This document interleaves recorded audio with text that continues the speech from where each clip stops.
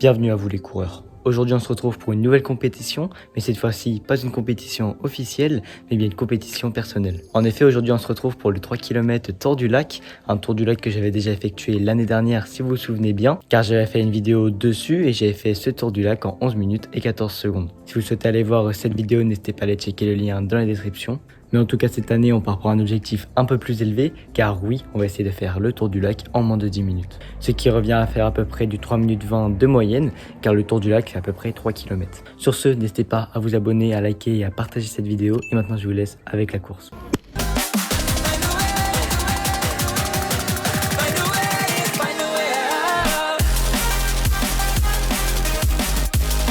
Allez Briac!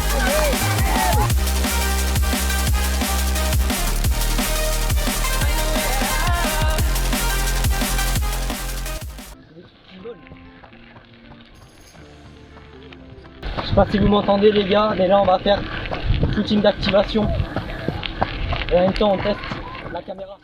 Et oui, nous voici à J-1 de la course où nous allons effectuer un footing d'activation à une allure assez facile pour ne pas se mettre dans le rouge.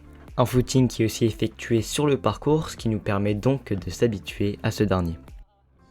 Que tu sois déjà prêt à partir de la passerelle. Oh. Oh. Stop. Et durant ce footing, j'ai incorporé 2 fois 1 minute allure course, ce qui me permet vraiment d'imprégner l'allure dans mon cerveau et aussi de me familiariser avec le vélo.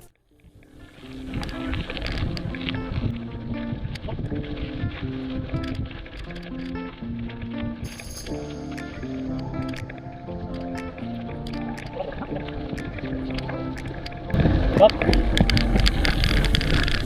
On vient de faire 2 fois 1 minute allure course pour se régler déjà avec le vélo et puis pour préparer pour demain. En tout cas, footing d'activation va toucher à 100% ici à 2 km.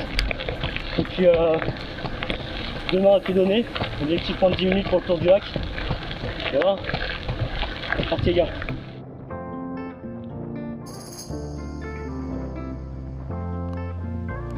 Bon, on est on va dire à 15 minutes de la course. On va se réchauffer. L'année dernière je l'ai fait en 11 minutes 14, 11 minutes 15. Donc là on va essayer de faire moins de 10, ça fait du 3,20 au kilo.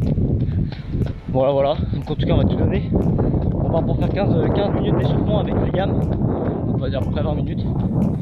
Puis on part, on a fait vraiment tout comme les courses. Je vais essayer de vous montrer. J'ai mis le petit dossard de mon, enfin ça va pas bien, de mon 5 km pour me mettre vraiment en condition. Et voilà, en tout cas on va tout donner. Et puis voilà les gars, c'est parti. 3, 2, 1, top!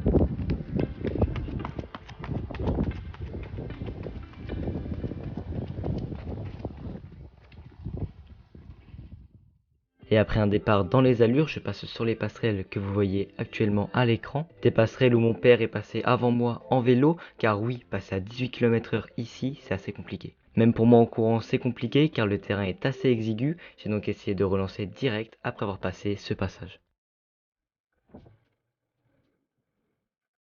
Et comme vous pouvez le voir juste ici, j'arrive sur la passerelle, mon père commence à accélérer, je le rejoins et nous partons directement pour faire le reste de la course.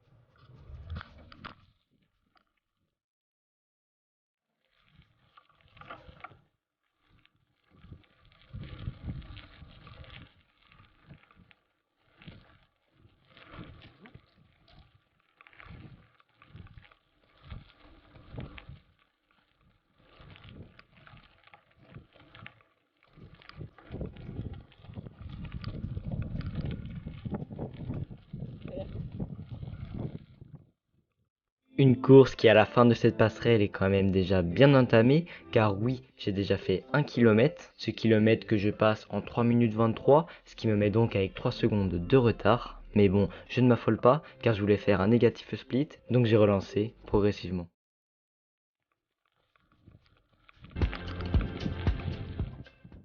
Et comme nous pouvons le voir durant ce timelapse, ce parcours n'est pas un parcours sur bitume, mais bien sur terrain tracé, ce qui le rend donc pas forcément compliqué, mais différent des courses sur route. Car en effet, même si j'ai mes chaussures à plaque carbone, je n'ai pas un retour d'énergie aussi conséquent que si je faisais le 3 km sur le bitume.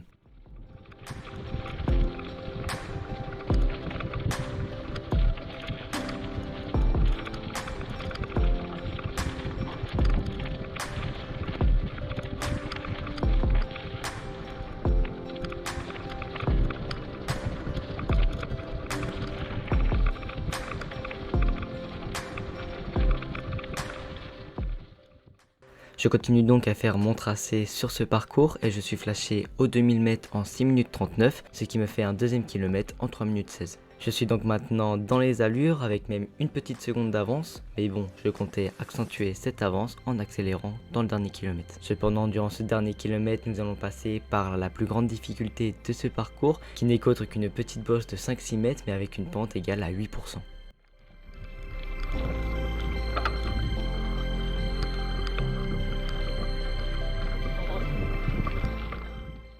Bien sûr, vous allez me dire que le parcours, si ce n'est que ça, la plus grande difficulté, c'est un parcours propice à la performance.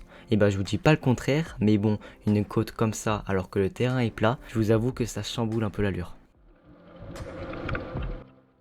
Mais bon, après son passage, il reste à peine 800 mètres en faux plat descendant, ce qui me permet donc de faire une relance assez conséquente et de finir assez fort. Je vous laisse donc avec mon arrivée et mon ressenti à la fin de la course.